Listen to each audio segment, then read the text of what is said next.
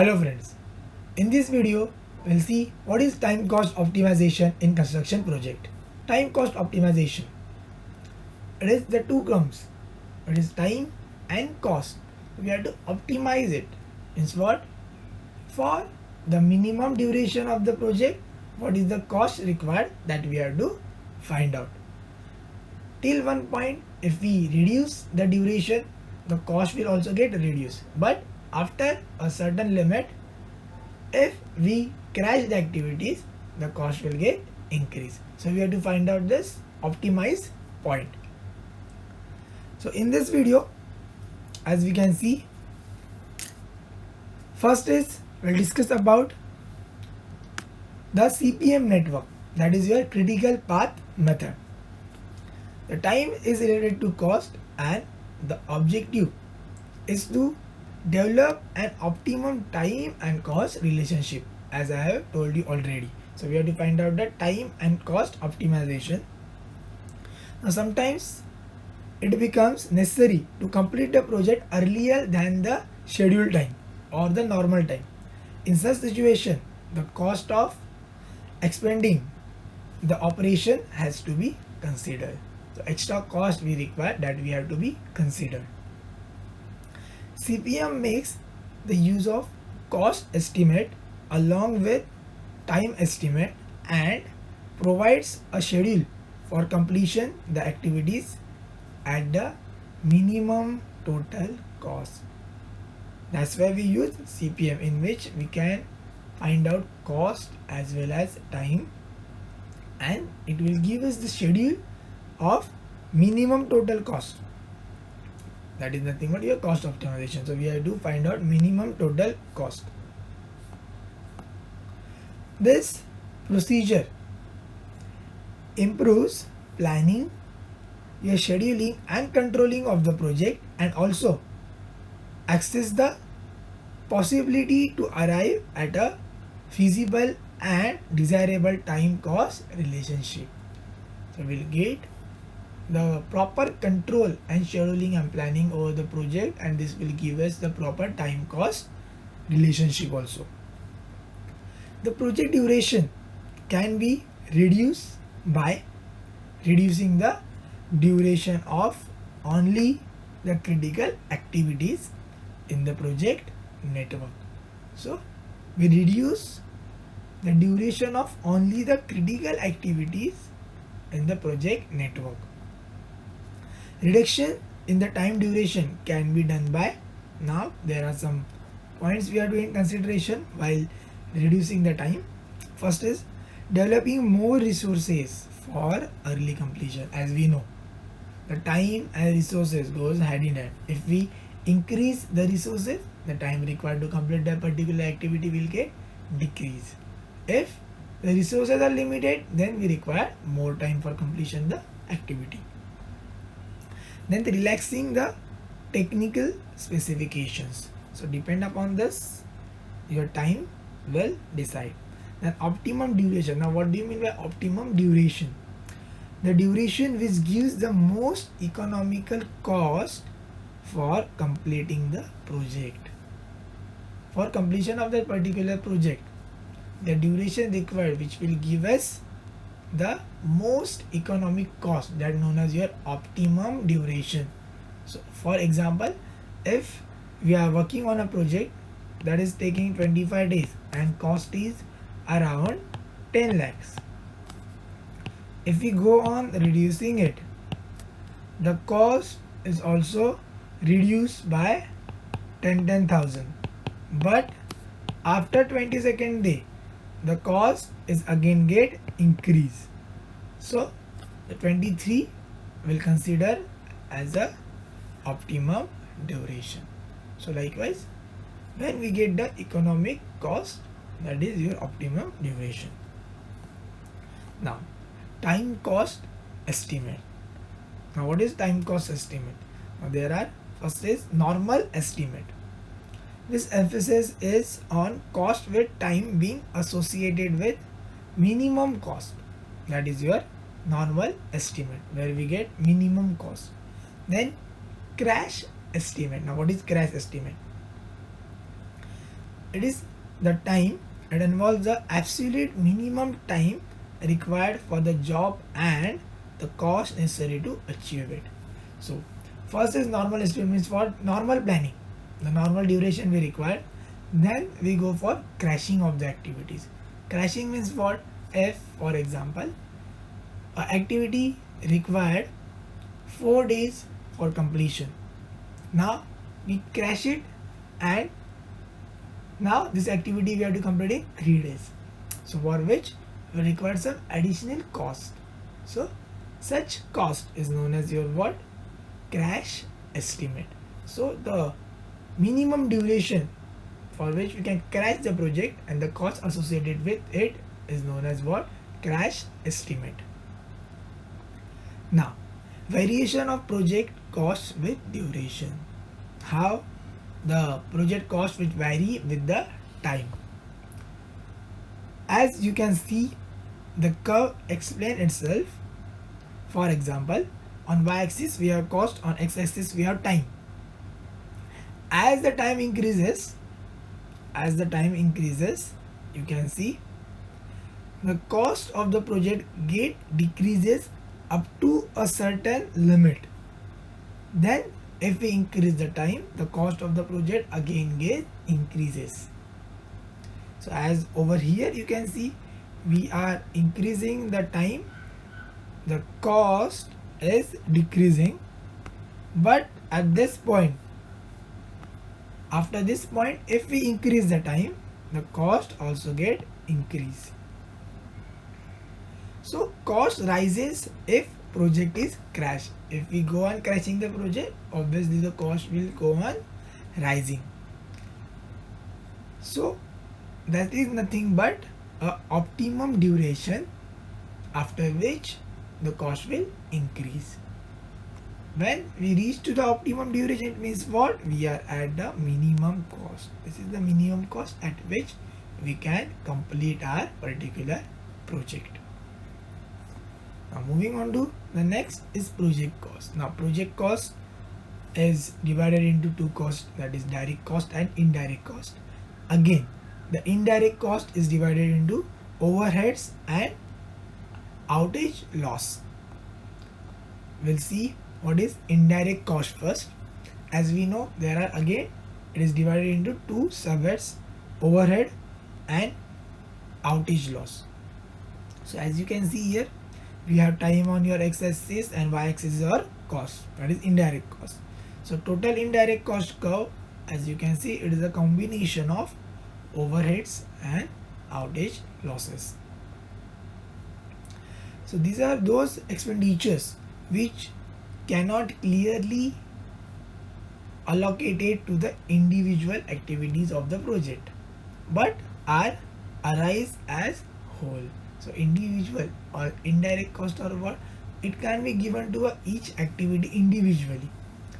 These are arising because of some happenings in the project, and this is considered as some value as a whole.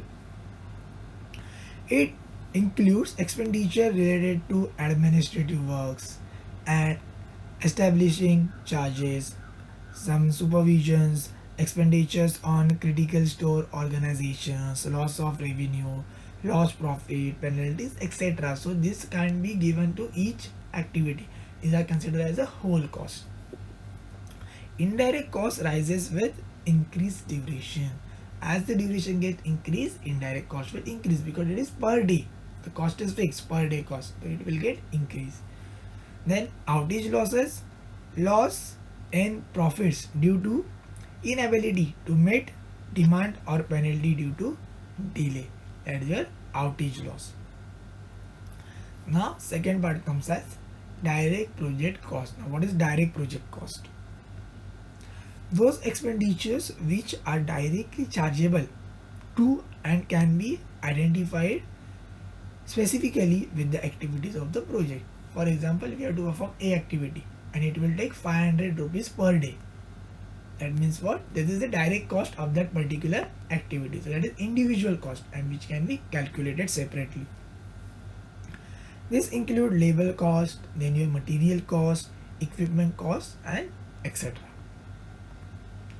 So this curves, as you can see, direct cost curve. In direct cost curve also you can see we have two costs, TC and TN.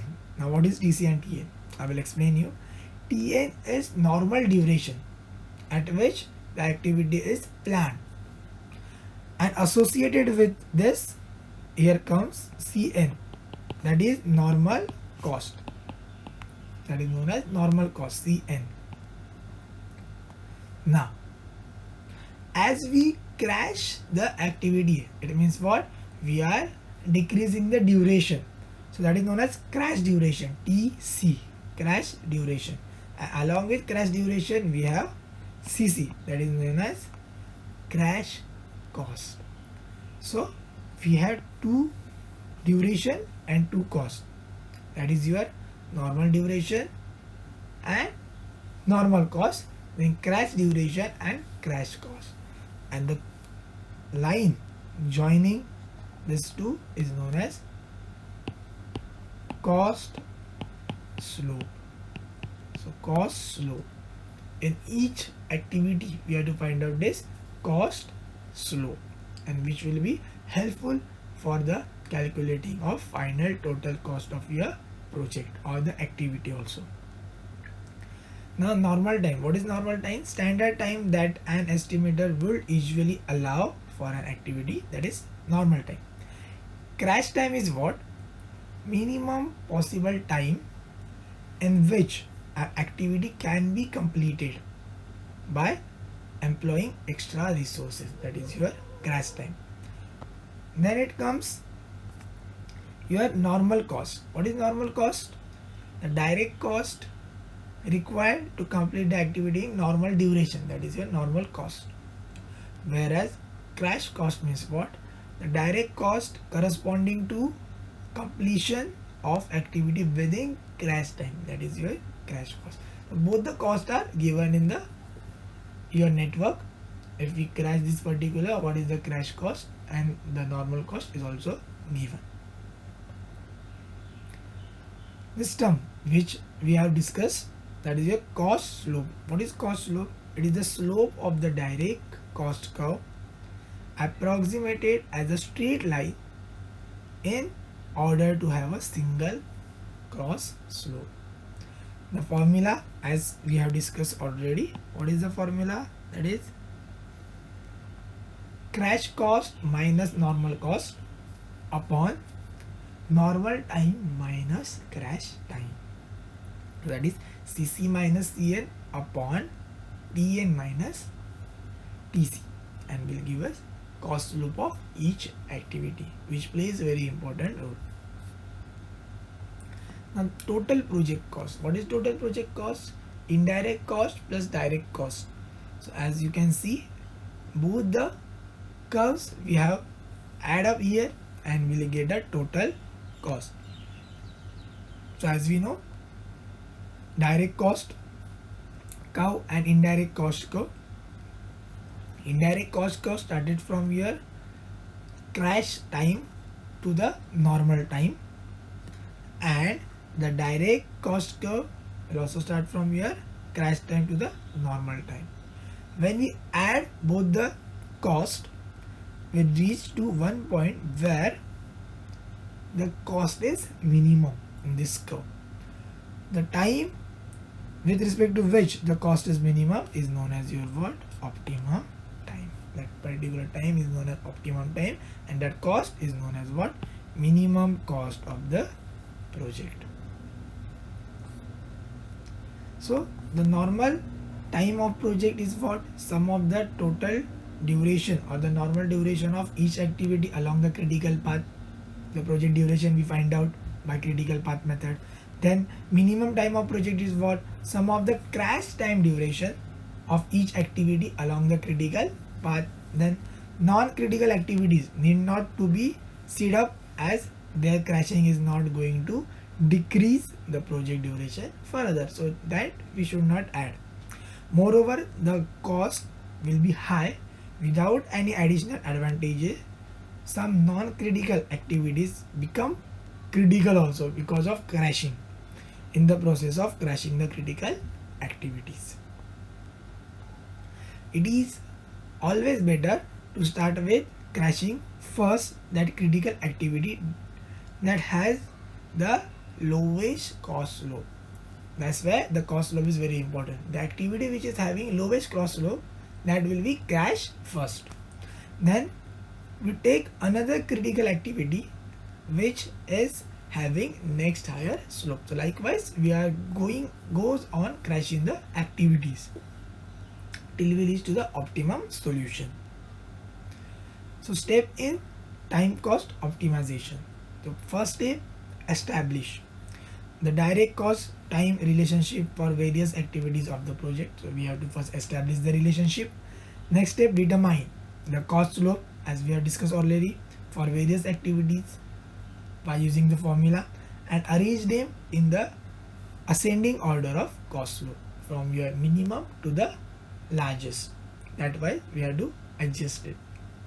Then compute direct cost for the network with normal duration of the activities. By using the normal duration, we have to find out first direct cost. Then crash the activities in the critical path as per ranking, that is starting with the activity having the lowest cost slope, we have to crash first. So likewise we have to go on crashing the activities one by one. Then continue crashing the critical activities in the ascending order of the slope. So we have to go on crashing them.